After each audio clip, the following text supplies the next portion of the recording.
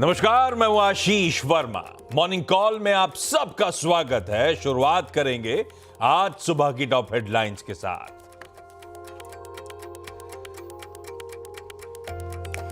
FIS की बिकवाली का दबाव झेल रहे हमारे बाजार के लिए अच्छी खबर। 4.5% से ज्यादा गिरे क्रूड के दाम। $73 के नीचे फिसला ब्रेंट का भाव। इजरायल के ईरान पर हमले के बाद भी सप्लाई न गिरने से बना दबाव। इधर एशिया से भी सपोर्ट। यूएस में भी नैस्डैक रिकॉर्ड ऊंचाई पर बंद। आईसीआईसीआई बैंक के शानदार रहे Q2 नतीजे। दूसरी तिमाही में बैंक का मुनाफा एनआईआई अनुमान से ज्यादा बढ़ा। एसेट क्वालिटी भी सुधरी, हालांकि एनआईएम्स में दिखा 25 बेसिस पॉइंट्स का दबाव। कोल इंडिया के अनुमान से कम रहे दूसरी तिमाही के नतीजे। मुनाफे में 22% तो आय में 6% से ज्यादा की कमी। FY25 के लिए ₹16.5 प्रति शेयर अंतरिम डिविडेंड का ऐलान किया।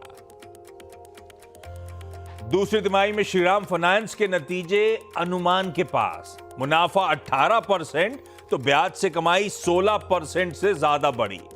स्टॉक स्प्लिट का भी किया ऐलान, एक को 5 शेयरों में बांटेगी कंपनी। अदानी ग्रुप की आईटीडी सीमेंटेशन में करीब 47% हिस्सा खरीदने की तैयारी। 26% अतिरिक्त हिस्सेदारी के लिए आएगा ओपन ऑफर। करीब 5,700 करोड़ रुपए में होगा कुल सौदा। और निफ्टी कंपनियों में भारती एयरटेल और सन फार्मा के नतीजे आज। वहीं वायदा में पीएनबी, फेडरल बैंक, बीएचईएल समेत 7 कंपनियों के नतीजों का भी रहेगा इंतजार।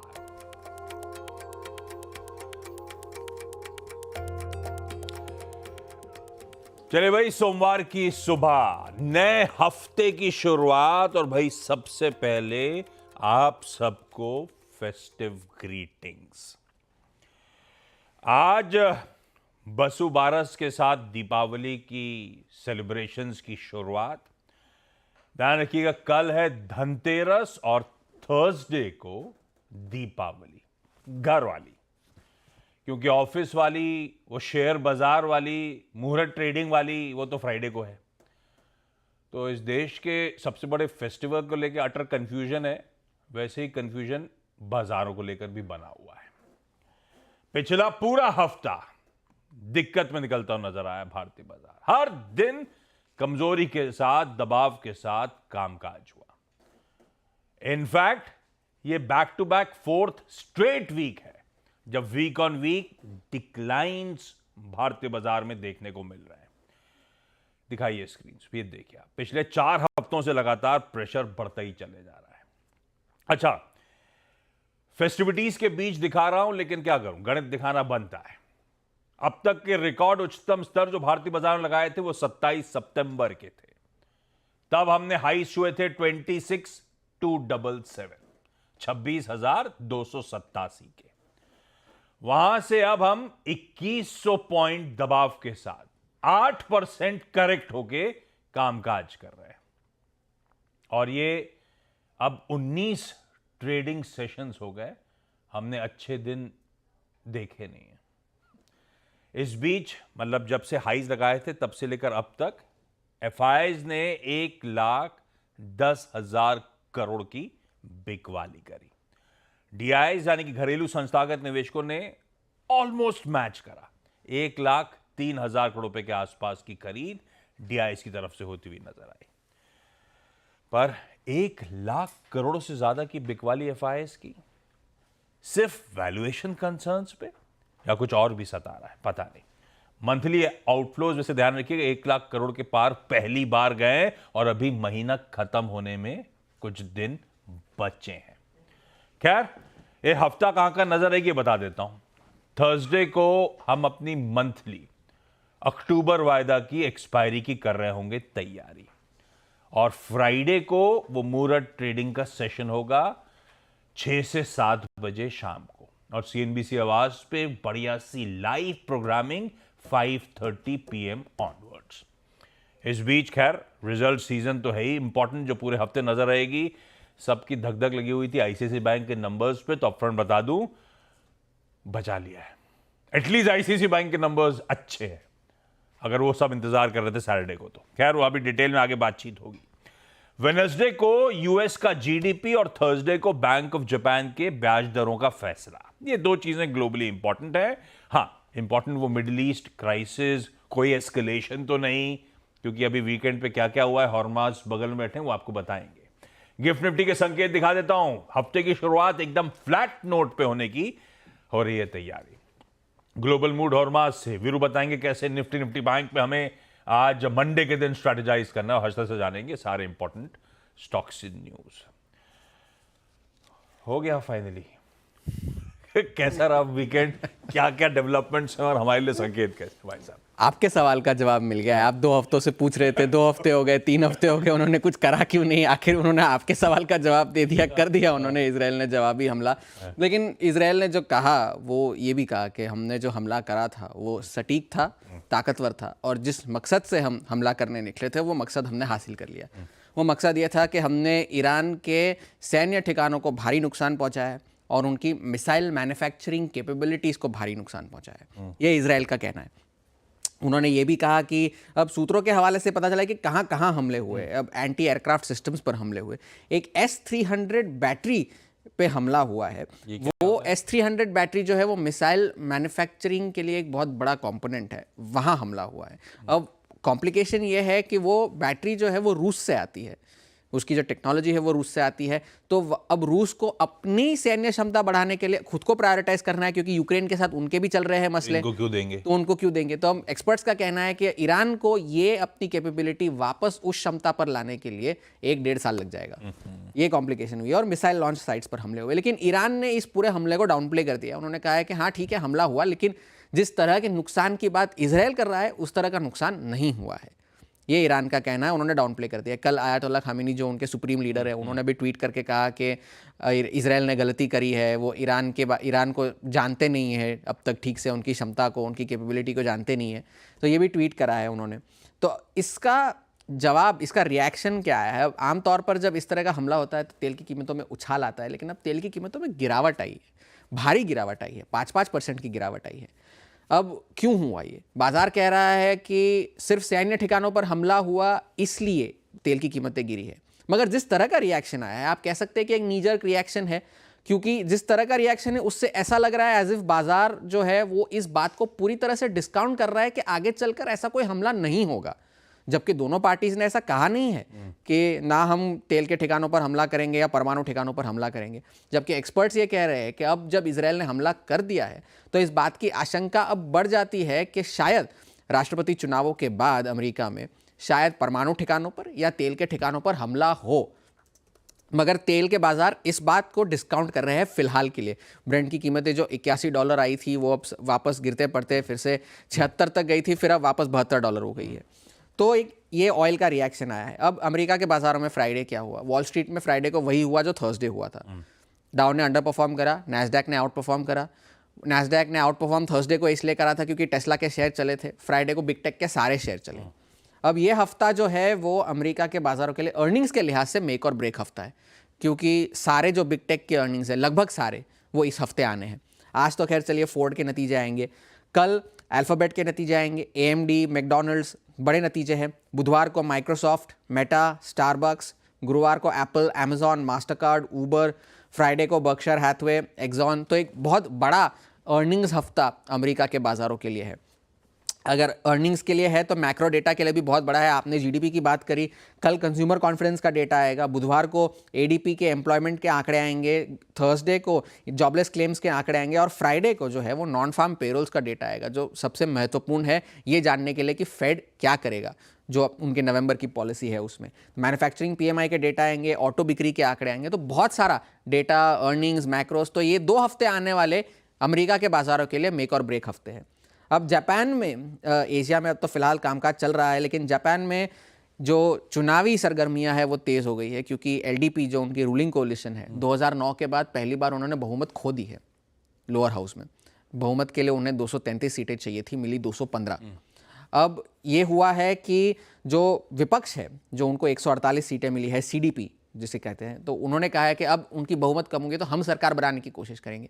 तो निकाय तो बढ़त के साथ कामकाज कर रहा है, येन पर दबाव है और ज़्यादा दबाव अब आ गया है बैंक ऑफ जापान पर कि वो क्या करेंगे, क्योंकि बहुत वक्त से बैंक ऑफ जापान जो है वो ब्याज दरें बढ़ाने की कोशिश कर रहा है।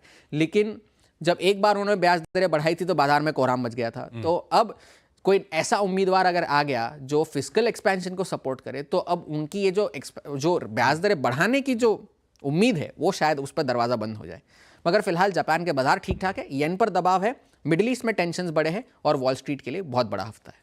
हाँ, ज़्यादा दिक्कत हुई नहीं, वो एस्केलेशन हुआ, लेकिन अच्छी बात ये लगी सबको, जैसा इजराइल ने कह दिया था कि हम न्यूक्लियर साइट्स और ऑयल इस्टेब्लिशमेंट्स पे अटैक नहीं करेंगे, वैसे ही हुआ। सिर्फ मिलिट्री इस्टेब्लिशमेंट्स पे अटैक हुआ, क्रूड उछला था, पर उसके बाद सब मामला ठंडा पड़ गया। हमने $74-75 पे छोड़ा हुआ ब्रेंट, ये मिडिल ईस्ट एस्केलेशन के बावजूद $73 के नीचे फाइनली ट्रेड कर रहा है। मैंने दिखाना भूल गया था, एशियन पीयर्स दिखाइएगा हमारे, सब बढ़िया कर रहे हैं, लार्जली एशिया बढ़िया कर रहा है। यूएस के मार्केट्स फ्राइडे को जैसे हॉर्मास बता रहे हैं मिले जुले थे, पर नैस्डैक रह गया था। डाउ और एसएनपी ने रिकॉर्ड हाइस जड़े थे, नैस्डैक ऑफ रिकॉर्ड हाइस था, वो रही सही कसर उसने पूरी कर दी। बाकी दोनों ठंडे पड़े, नैस्डैक आउट परफॉर्म कर गया। आज सुबह के यूएस फ्यूचर्स मूड सेट कर रहे हैं, तीनों बेंचमार्क्स यूएस के अच्छी खासी मजबूती के साथ, आधे से 2/3% यूएस के फ्यूचर्स मजबूत हैं। क्रूड खैर बड़ा रीजन है शायद मूड सेट करने के लिए। खैर यह है ग्लोब की तस्वीर इस समय की, सब ठीक है, हम ही ठीक नहीं है, बस वो दिक्कत हमारी है, अपनी है। अभी भी गिफ्ट निफ्टी फ्लैट ही खुलने के इंडिकेशन दे रहा है, उभरेंगे नहीं, बहुत ज़्यादा मिक्स्ड है इंडिया इंक के नतीजे। आईसीआईसी बैंक तक ही ठीक है, अभी हर्षदा बताएंगी, बहुत सारे फाइनेंशियल्स लद गए बुरी तरीके से। खैर पहले वीरू के पास चलेंगे। ये बात हुई थी फ्राइडे को कि एक बार निफ्टी 24,321 के नीचे गया तो 24,040 तक के लेवल्स टेस्ट करता हुआ आपको नजर आएगा। वो देखिए स्क्रीन पे वैसे ही मार्केट्स प्ले आउट हुए, सब ठीक दिख रहा था। एफआईसी बिकवाली ठीक ठीक है, वायदा में लॉन्ग ऐड हो रहे हैं, शॉर्ट्स कट रहे हैं, ये 2-3 दिन से ट्रेंड चल रहा है, फिर भी लदे चले जा रहे हैं। अब बेचारे फूफा को तो कोसना नहीं चाहिए वीरू इसके लिए, ये हो क्या रहा है, डेटा की रीडिंग कहती क्या है, और आप मंडे का हमारा अप्रोच क्या रहेगा? आशीष good morning.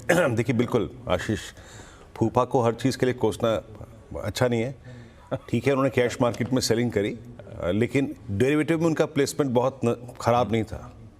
Let us please, मेरा ऑडियो मेरे को मिल रहा है, इसको ठीक कीजिएगा। डेरिवेटिव में उनकी प्लेसमेंट नेगेटिव नहीं थी आशीष, बट स्टिल हमने ब्रीच किया। देखिए आशीष, हमारी जो शुक्रवार को बात हुई थी, कॉन्फिडेंस शॉर्ट कवरिंग का बाइंग का तब आएगा जब 24,531 कटेगा, और अगर 321 कोलैप्स हुआ तो हम 24,040 छुएंगे, nearest put writers strongest zone. But उसके पीछे एक बात थी कि वो तभी होगा जब बैंक निफ्टी 51,000 के जोन को कोलैप्स कर जाएगा, जहां 100 EMA प्लेस्ड है, वो कोलैप्स कर जाएगा, टूट जाएगा। ये मेरे को बिल्कुल भी कयास नहीं था, ऐसा बिल्कुल मेरे को नहीं था, और नहीं था ऐसा अगर आप देखिए व्यू, इसलिए क्योंकि निफ्टी बैंक पे जब बात करें ना एफआईएस की, निफ्टी बैंक पर इंस्टीट्यूशनल प्लेसमेंट बहुत स्ट्रांग थी। 51,500 पे पुट बिकी थी, 51,200 पे पुट बिकी हुई थी, 51,000 पे पुट बिकी हुई थी, 51,000 पे 100 डे एक्सपोनेंशियल मूविंग एवरेज बिका हुआ था, पुट बिकी हुई थी वहाँ की। तो इंडसइंड बैंक ने जो क्रैक दिया, ये सारा का सारा उसका स्पॉन्सर्ड था आशीष। और ये निफ्टी बैंक का कोलैप्स ये एक्सपेक्टेशन और डेटा की प्लेसमेंट से कहीं ख़राब था। देखिए 24,040 आ गया, निफ्टी बैंक में शॉर्ट नहीं था, तो मैं इस पर कुछ रिव्यू नहीं दूंगा। आज क्या करना है उस पर आगे बात करते हैं। एफआईएस के कैश के आंकड़े 3,036 करोड़ रुपए के, 4,159 करोड़ रुपए की डीआईएस की बाइंग थी। इंडेक्स एफआईएस ने शुक्रवार को भी बाय किया, 965 करोड़ रुपए का, 8433 करोड़ कॉन्ट्रैक्ट लॉन्ग किए, 9300 कॉन्ट्रैक्ट शॉर्ट कवर किए। और इवन आशीष, स्टॉक फ्यूचर्स में उनकी तरफ से पिछले 5-7 सेशन में बाइंग हो रही है। दैट मीन्स वो अपने शॉर्ट भी कवर कर रहे हैं और लॉन्ग भी कर रहे हैं। तो कहीं ना कहीं रिटेल एचएनआई सेलिंग जो है शुक्रवार के इस कोलैप्स के पीछे बड़ा कारण है। अब आते हैं, अब ये देखिए एफआईएस ने शुक्रवार को अपने शॉर्ट कवर करे, और नेट शॉर्ट का जो कॉन्ट्रैक्ट का आंकड़ा है उनका, वो करीब करीब 1,29,000 है, जो कि घट के आ गया कहाँ से, 1,70,000 से। तो पिछले 2 दिन के प्राइस डैमेज में बहुत हद तक घरेलू हाथ भी है। आज की प्लेसमेंट कैसी है? फिर वही बात है आशीष, इंट्यूशन पे नहीं, कॉलाइटस। एक दिन एटलीस्ट आए ऐसा कि जब कॉलाइटस के जोन को हम लांघें तब शॉर्ट कवरिंग आएगी। आज आईसीआईसीआई बैंक हमारे फेवर में है, क्रूड हमारे फेवर में है। लेट्स सी कॉलाइटस के स्टैट्स लेके आइए। जब हम क्रैक हुए शुक्रवार को 24,300 24,400 पे पहले कॉलाइटस परसिस्ट करते हैं। 24,300 पे 400 पे जहां पे आउटस्टैंडिंग वाई अप्रोक्सीमेटली 90 लाख का है। 24,000 की पुट जहां पे एग्जिट हुए भी स्टिल करीब 52 लाख का आउटस्टैंडिंग वाई होल्ड करती है। तो अप्रोच क्या रहेगी? पिरामिड्स लिखे आइए। 300-400 पे कॉलाइटस, 24,000 पे पुट राइटर्स और आपका 100 डे एक्सपोनेंशियल मूविंग एवरेज वो करीब 24,470 24,475 पे प्लेस्ड है। ये देखिए, तो हमें प्ले कैसे करना है? लेके आइए resistance number 1। Till the time हम RS1 के नीचे हैं, as per the funda it's a sell and rise. RS1 के नीचे जब तक हम परसिस्ट करते हैं, RS1 अगर कटता है 410, दैट मीन्स आप एक कॉलाइटस के जोन को लांग रहे हैं। In that case test of 475 510 possible है, जहां पे आपका 100 डेमा और सबसे बड़ा कॉलाइटर परसिस्ट करता है। और अगर ये क्रॉस होता है, जिसे कहते हैं लेजिटिमेट टेस्ट ऑफ स्ट्रेंथ, तब हम एक 10 डेमा तक स्विंग दे सकते हैं, जो कि 629 पे पॉसिबल है। 629 पे प्लेसमेंट है। RS1 तक सॉफ्टनेस परसिस्ट करेगी और ऐसे में अगर निफ्टी क्रैक होता है तो बार बार वो 24,077 और 23,996 इस जोन को टेस्ट कर सकता है। वो बेस 1 पे, प्लीज़ लिखाइए बेस 1 पे, तो वो बेस को टेस्ट करेगा, वहाँ पे अपने ट्रेड्स को चेक करिए। बट सिंस अब आशीष हमारे पास कोई एवरेज इस जोन में नहीं है, 100 डेमा 24,470 पे है, 200 डेमा 23,600 पे 23,500 पे है। अगर ये बेस 1 क्रैक होता है तो फर्स्ट इंस्टेंस में 23,867 तक का स्विंग पॉसिबल है। तो इनिशियली हमें पारी आज की RS1 और बेस 1 के बीच में खेलनी है। Now critical is Nifty bank. IndusInd bank के प्राइस डैमेज के बाद जिस प्रकार के आईसीआईसीआई बैंक के नंबर्स हैं, जो कि प्राइमर फेस से अच्छे लग रहे हैं, वो क्या करेंगे? हमने क्या तोड़ा? हमने शुक्रवार को तोड़ा 51,000, वो पुट राइटर्स का जोन था, वो 100 डे एक्सपोनेंशियल मूविंग एवरेज था। आईसीआईसीआई बैंक की प्लेसमेंट अभी भी सारे एवरेजेस के ऊपर है, with strong put writing at 1250 और 1200 तक की स्ट्राइक्स पे। लेके ले आइएगा जरा पिरामिड्स। यहाँ पे 51,000 पे सबसे स्ट्रॉन्ग कॉल राइटिंग हुई है, वो जोन जिसको हमने मिड सेशन में शुक्रवार को वायलेट किया। और उसके बाद पुट राइटर्स अगर कहीं पे विजिबल है तो वो है 50,000 की ट्रेजेक्ट्री। आइए लेवल्स लेते हैं। रेजिस्टेंस 1, जब तक RS1 है जो कि कॉलाइटस का जोन है, जो कि 100 डे एक्सपोनेंशियल मूविंग एवरेज है, तब तक हम कोई भी अटेम्प्ट लॉन्ग का नहीं करेंगे। अटेम्प्ट लॉन्ग का अगर करना है, अगर आपको ऐसे बैंक अच्छा लग रहा है, अटेम्प्ट वहाँ कीजिए। बट जब तक RS1 नहीं निकल रहा है, it's a sell and rise. In that case अगर ये पार होता है 309, 488, 558 तक का मूव आएगा। लेकिन अगर RS1 नहीं निकल रहा है, it's a simply sell and rise. Base 1 लेके आइएगा। बेस 1 याद रखिएगा, बेस 1 है और उसके नज़दीक जो बेस 2 है ना, दैट्स मोर और less 200 day exponential moving average. तो ट्रेड चेक कीजिए बेस 1 के आसपास। अगर वायलेट होता है base 2, that's 200 day exponential moving average. Ashish, बहुत बढ़िया। चलिए अब बताता हूँ नतीजे। हर्षदा के पास चला जाए। सारा इंडिया इंक का वीकेंड का परफॉर्मेंस। Harshada, good morning. कैसे रहे आईसीआईसीआई और बाकी क्या क्या इंपॉर्टेंट? आशीष, आईसीआईसीआई बैंक सिल्वर लाइनिंग है, क्योंकि डर यही था कि यहाँ पर अगर मामला डिरेल हो जाए तो गड़बड़ हो सकती है। तो मुनाफा करीब करीब 14% बढ़कर आया, 11,750 करोड़ के 47 करोड़ के आसपास। उम्मीद से काफ़ी बेहतर है। ब्याज से आय के आंकड़े में 9.5% तक की ग्रोथ देखने को मिली, वो पॉजिटिव है। 20,000 करोड़ के ऊपर का ये फिगर उभर कर आया है। अनुमान था 19,995 के आसपास वो फिगर आएगा। मार्जिन्स पर गौर करना है, क्योंकि मार्जिन्स जो है वो 4.53% के आसपास आए हैं। क्वार्टर ऑन क्वार्टर हल्का सा ट्रिम देखने को मिला है मार्जिन्स में, लेकिन 4.5% के मार्जिन्स बुरे नहीं हैं। एसेट क्वालिटी ज़्यादा बेहतर है, क्योंकि 2% के नीचे ग्रॉस एनपीए आता हुआ दिखाई दिया है 1.97% पर। नेट एनपीए भी 0.42% पर आया वर्सेस 0.43%, ये भी पॉजिटिव है। डोमेस्टिक एडवांसेस बढ़े हैं, रिटेल लोन बढ़ा है। स्लिपेज रेशियो करीब 34% घटता हुआ दिखाई दिया है, 34 basis point, I beg your pardon. तो ये परफॉर्मेंस जो है आईसीआईसीआई बैंक का बहुत ही सॉलिड है, अच्छा है। दूसरी तरफ इंडेक्स का जो अगला काउंटर है वो श्रीराम फाइनेंस। हम सब जानते हैं 1:5 का स्प्लिट सबसे पहले वो अनाउंस हो चुका है। प्रॉफिटेबिलिटी के लिहाज से इनलाइन है वो नंबर 2,071 करोड़। ब्याज से आए 16.5% के आसपास बढ़ी है, उम्मीद से काफ़ी बेहतर है, 5,600 करोड़ के ऊपर। नेट इंटरेस्ट मार्जिन हाउएवर इस पर्टिकुलर क्वार्टर में कॉन्ट्रैक्ट हुए 8.74% पर आए हैं कि यहाँ पर गोल्ड लोन और पर्सनल लोन का कुछ इम्पैक्ट देखने को मिला है। अगर आप एसेट क्वालिटी देखें उसमें सुधार देखने को मिला है, तो ये अच्छा परफॉर्मेंस आप मानकर चलेंगे। लेकिन दूसरे बैंकों में बंधन बैंक में एसेट क्वालिटी की चिंता बरकरार है, क्योंकि यहाँ पर ग्रॉस एनपीए करीब करीब 40 टू 45 बेसिस पॉइंट बढ़ता हुआ दिखाई दिया है। प्रॉफिटेबिलिटी 30% बढ़ी है, ब्याज से आय में करीब 21% का इजाफा है। मार्जिन 7.4% पर है, लेकिन एसेट क्वालिटी को लेकर चिंता है। दूसरी तरफ आईडीएफसी बैंक आप कह सकते हैं खाउलर है, यहाँ पर मुनाफे में 73% का हिट देखने को मिला, और लार्जली हिट इसीलिए आया है क्योंकि वो 253 करोड़ की प्रोविजनिंग कंपनी ने बढ़ा दी है। वो जो टोल्स गवर्नमेंट ऑफ महाराष्ट्र ने इलेक्शन के चलते खारिज किए हैं, उसका एक इम्पैक्ट कंपनी पर बना और वहां पर एक हिट आता हुआ दिखाई दिया। दूसरा नेगेटिव ये है कि क्रेडिट कॉस्ट गाइडेंस इन्होंने जो पहले 1.65% रखा था वो बढ़ाकर 2.5% कर दिया है, उसको लेकर भी चिंता है। स्लिपेजेस भी बढ़ते हुए दिखाई दिए इस पर्टिकुलर क्वार्टर में, तो कई सारी चीजें हैं जो नेगेटिव है। डीएलएफ का परफॉर्मेंस फीका है, आरईसी का हालांकि अच्छा परफॉर्मेंस देखने को मिला है, इंडिगो का डिसेंट परफॉर्मेंस है। तो ये कुछ स्टॉक्स आप नंबर्स के लिहाज से रेडार पर रखेंगे। वैसे लिस्ट काफी लंबी है, लेकिन आज साथ ही आईटीडी सीमेंटेशन एक बहुत इंपॉर्टेंट स्टॉक होगा वॉच करने के लिए। हम सब जानते हैं कि पेरेंट या फिर जो इटालियन थाई प्रोमोटर है, उसने पिछले 6-8 महीने पहले कहा था कि हम अपना मेजॉरिटी स्टेक बेचना चाहते हैं। अब खबर ये उभर कर आ रही है कि अदानी ग्रुप दरअसल अपनी एक एंटिटी एक्जिम डीएमसीसी के जरिए वो 46.64% स्टेक खरीदेगा। 400 रुपये प्रति शेयर के भाव पर ये स्टेक सेल होगा। स्टॉक 539 पर ट्रेड करता हुआ दिखाई दे रहा है।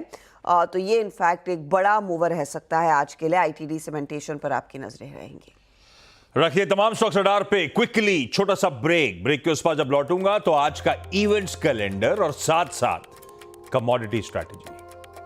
चलिए ब्रेक के बाद आप सबका स्वागत है। अब आज का इवेंट्स कैलेंडर आपके सामने रखता हूं। मंडे है, मिड कैप सेलेक्ट और बैंकेक्स की एक्सपायरी का दिन है। कुछ इंपॉर्टेंट रिजल्ट रिएक्शंस हैं, कई सारे निफ्टी स्टॉक्स हैं, वायदा के स्टॉक्स हैं, वो हर्षदा ने मेंशन कर दिए। बहुत डिटेल में कवरेज 8:30 बजे लेकर भी आ जाऊंगा। आज के नतीजे 2 निफ्टी के वो रखे थे स्क्रीन के सामने, भारतीय एयरटेल और सन फार्मास्यूटिकल्स।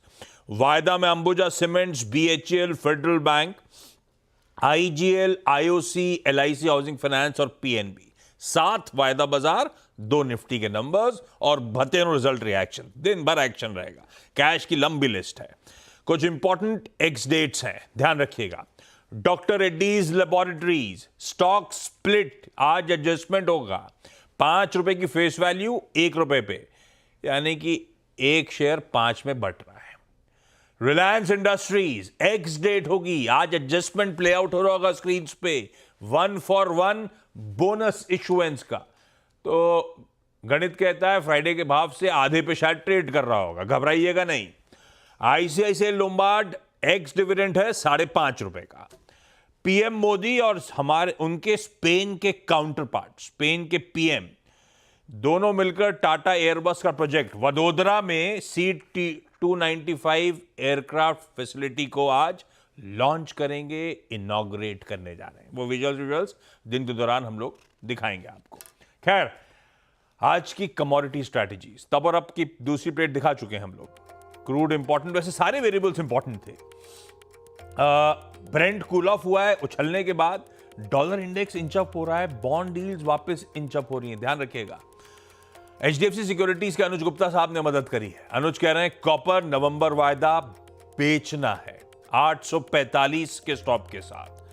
कच्चा तेल नवंबर वायदा बेचना है और वहां पे 6097 का एसएल लगाइएगा, स्टॉप लॉस लगाइएगा।